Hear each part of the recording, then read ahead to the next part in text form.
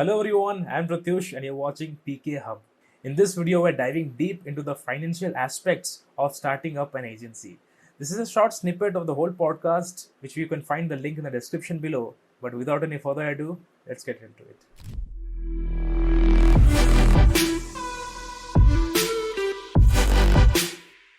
Yeah, but going back into the budgeting and financing discussion or debate, before you set structure for your services, you need to know like what's your expenses, whatever that calculation might be. You need to be very much strict to your slabs of pricing, saying that this is what I should be offering so that my business becomes much more sustainable and can probably be something that can go 9-10 months down the line and still not make me feel broke. I can somehow cut down on the savings and somehow upscale my earnings a bit more so that I'm less dependent on that, right? Absolutely. It's basically a sort of a mental comfort that you're providing for yourself.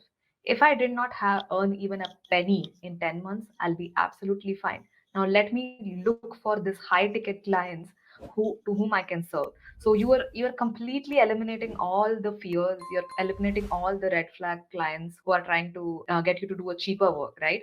So you have this clarity. I can sustain without this small budget client for some time, so let me look for this big budget client, right? One more thing I missed adding in the sort of this expenses is website itself. Like, you build your website and the website payment, domain payment, everything. I think that's something that is recurring yearly sort of a payment, but you need to keep that in mind as well. And in my opinion, before you get actually start your agency completely in the back end while you're in your job itself, if possible, have the website built and ready. This is a time, if you're very excited about starting your business, these are the things you can spend your energy in. Get your website ready, get your niche sorted, have your content and copy speaking to the exact ideal audience of yours. So you can do this tiny things. And in a very small, I used to spend 1 hour every day when I was at my job. I used to spend 1 hour every day just doing a little bit of things, maybe a better imagery for my website, maybe like tweaking the copy for my website. Tiny things like this, I think that sort of like keeps adding up. And when you actually launch, you have your website ready. You don't have to do anything from scratch. You have your services, offers, everything already planned out, ready in your website. You just have to launch it. So it's like tiny efforts that add up over time, Yeah. and you don't feel overwhelmed at the time of launch.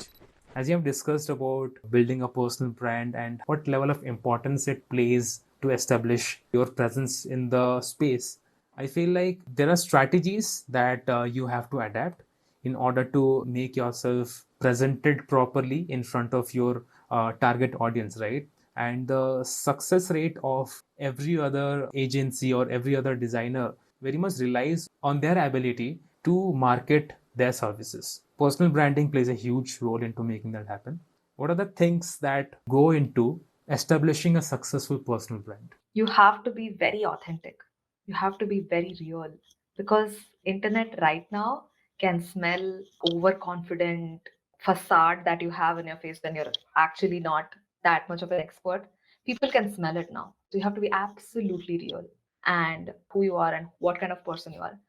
For me, in my personal experience, I'm a very awkward, lazy person, and I'm also I'm this pissed off mom sort of personality that I have. And sometimes it shows off in some of my reels where I'm commenting on how poor certain logos are. And I'll act as if like, can't you even, like, do you not have eyes? Why are you doing like this? So I have this frustrated personality. And one of the other biggest part of my personality is me being a mom. Okay. And I wear that on my sleeve. I'm very open and vulnerable about talking about my life as a mompreneur. And it's not to cash in the idea that I'm a mom. It's just that it's such a big part of my life. After my motherhood only, I started my entrepreneurship. It runs hand in hand, and people love that I'm being very authentic and open about it. And the biggest example of this personal branding working as a success for me is that this big client I told you about, this antennas that I worked with, they reached out to me saying that, hey, we saw reel where you were sharing your experience as a mother and starting your business within 6 months of your baby being born, and how you're really passionate about it. And post your baby how you've been successful at getting two clients and working with them, and we saw that you had your kid in your lap and you were still working, and it was such a beautiful thing to see. We were in awe, and you were so driven. We just wanted to work with you. Do you see what that is doing? Like me just sharing that, hey, motherhood with entrepreneurship is hard, and people were have been commenting that you can't do both, you have to take a break. And I was just sharing that with my audience. It's like sort of this venting feeling it was. I told them like, yet I want to do it, I'm really passionate about it, I can do both, sharing with my audience. And somehow it clicked with one of the audience, and they thought that, you know what, she's being vulnerable. I like that. She liked the personality. She then, it sort of clicked in her head, I want to see what she does.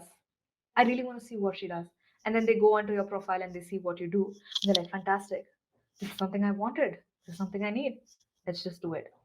Before she actually, there were at least 7 to 8 months gap between her implementing her brand. Okay. And she reached out to me so much earlier. She's like, I know there is little time for me to actually execute it, but I want you to get started with this because I really like you. I like the vibe. We're good. Let's get started.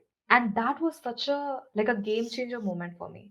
Since then, I have been very open about sharing my personal experience regarding what I do in terms of my business. So for anyone to be encouraged to work with you, first of all, they start to know you, right? And once they know you, there is a scenario where they start liking you. And once they start liking you, they start trusting you. So it's a phenomenon of know, like, trust. And after the trust factor is built up, they then only convert. Absolutely. You put it very, very clearly. For anyone looking to work with you, they always look for intent. Nowadays, people have started becoming smart, everyone.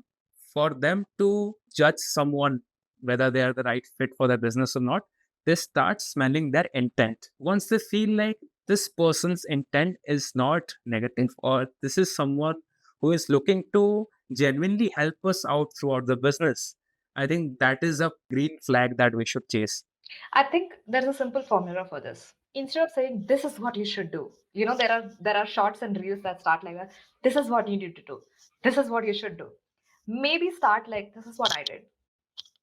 I went through this, and this is how I solved it. When you do it that way, you're putting yourself in a vulnerable position. You're making people know that I'm not giving fake advices here. I'm not randomly throwing an advice that I acquired from ChatGPT and I'm just throwing it at you. No, I'm actually going through this and I'm just sharing it with you because this is my personal experience. When we share stories and stories weaved into our business, I think it really helps a lot. Definitely. And for you to make that happen, you need to be connected with a lot of individuals. So at that point, networking becomes much more evident in your business. If you start to do mindful networking, not mindless networking, but mindful networking, then you establish a set of connections that keep on providing you more work, or at least they have some references ready that do not make you feel short at any stage of your business. But for us to be able to do that, we need to have a strong presence on social media, and we need to keep on connecting with like-minded individuals. We need to see whether the things that they are looking into or they are looking forward to is something that aligns to our values or our propositions, right? So of course this also goes both ways. They also need to feel that you are equally valuable. It should be like I should be also be able to provide equal valuable stuff for them to say that ki, I'm not completely on loss. This networking has also benefited me in some way. How do you frame this identification of our ideas and our values, so that how we are trying to present those potential client? I think it comes from actually doing it. Just be open and vulnerable, and if there is a frustrating day in your business, talk about it. If there is a good day in your business, talk about it. If there was a game changer moment in your client's work, talk about it. And when you talk about it a lot more, right, there will be a group of people who resonate with it and they will start connecting with you. And then there will be a group of people who really don't like connect with it, who do not believe that you're being real or something, and they can move on. It really doesn't matter. But there will be a bunch of people who actually connect with you. It's like, yes, I feel that. I understand that. I understand that feeling. LinkedIn has cracked this really well. The networking with an intention, where you are able to identify your ideal audience, you build a connection with them, you build a rapport with them. You could genuinely just ask them questions like, what is it that you are facing as an issue in your business? And they will, because people love that attention towards themselves, they will give you that attention. They will be open to telling you their stories. So I think networking is something that I have not excelled at just yet, but I am learning about it. And just when you share your stories a lot, you end up attracting the right tribe. I think that's the right word to say. When you openly talk about the kind of person you are, the kind of things you like, you end up attracting the right tribe. Yeah, I'm sure like for you to stand out, you need to be genuine with your values and intent so that that drive is also goes hand in hand with your ideologies, right? I'm sure while starting a business, whether that may be agency or a small business shop, whatever that may be, you come across various obstacles and setbacks, right? These obstacles kind of challenge your progress, and there might be some obstacles that can completely put a stop on your business, right? Can you share any personal anecdote or where you have faced such issues that can be considered as a major setback? I've had clients who have ghosted me after completion of three-fourths of the project, and they did not make final payments. I've had clients like that, which really puts me in a very upsetting position because until then, I was under this impression that I was doing everything right. I was accommodating, I was facilitating, and they seemed excited and they seemed to be on par, but for some reason they just ghosted me because they were not able to express like what is it that they really wanted. When we were working based on instruction that were provided on them, they were not satisfied with it, and they were not ready to do a lot more of back and forth, and they wanted to just not continue working with me in this project. I think I wish they had sat through it with me and expressed more, but unwilling to do that, and they ended up ghosting me. So that was a very upsetting and sort of this fearful moment for me, that what if this happens more often? What if it happens with a bigger client? What if it happens when I've just made like a big investment into the business? Like sort of like, because this client I have acquired, I let's say I invest into another designer that I hire, okay, and now I have to pay that designer, but this person has not made the payment. Like, how do I deal with all that? So this sort of fearful moment came. Then that was a moment when I drafted this particular contract called the creative contract. It is 20 rules that I have applied for my clients exclusively. If they want to onboard me as a designer, they have to go through these 20 rules. They have to agree to it. They have to sign on that contract.